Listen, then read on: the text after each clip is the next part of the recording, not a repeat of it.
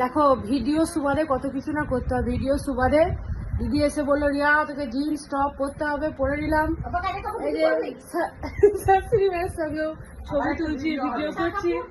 এই যে দিদি আমাদের ঘরে এসে কি উৎপাত করে, দেখো কাঁচা একটা কাপড় কেউ পরে নিয়েছে, মায়ের কাঁচা কাপড় আজকে কাল লাগছে। আরে তো দেখো মুখ ফুক মুছে দেখো কিরকম আমাদের অত্যাচার করে। দেখো অত্যাচার করে গো, সত্যি কাছে ঘর করে যে কি অন্যায় করেছি। না কো মুছে নিচ্ছি। দেখছো কেবল আমার এই করছে। আরে এই শাড়িটা আমিই দিয়েছি, এই শাড়িটা আমি কোথায় নাম লেখা আছে তোমার বের করো।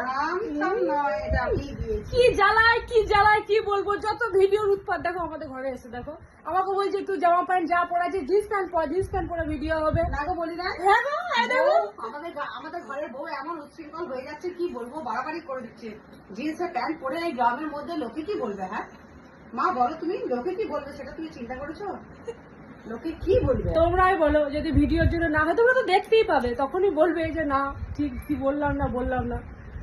আমি যে কাকে কি বলবো কিছু ঠিক পাচ্ছি না, যেমন মেয়ে তেমনি বউ। তাহলে আমার দুটোই সমান হয়ে গেছে। সমান তোমার জীবনটা একদম আমি আমার জীবনটা কালি হয়ে গেছে। শুকনো লঙ্কা বানিয়ে আমি দদারে বেটে দেবো। কাকে খাবে দাদারে বেটে আমি নিজে কামড় লটাপটা করছি। লটাপটা করছি। আমি সন্ধ্যেটা দিয়ে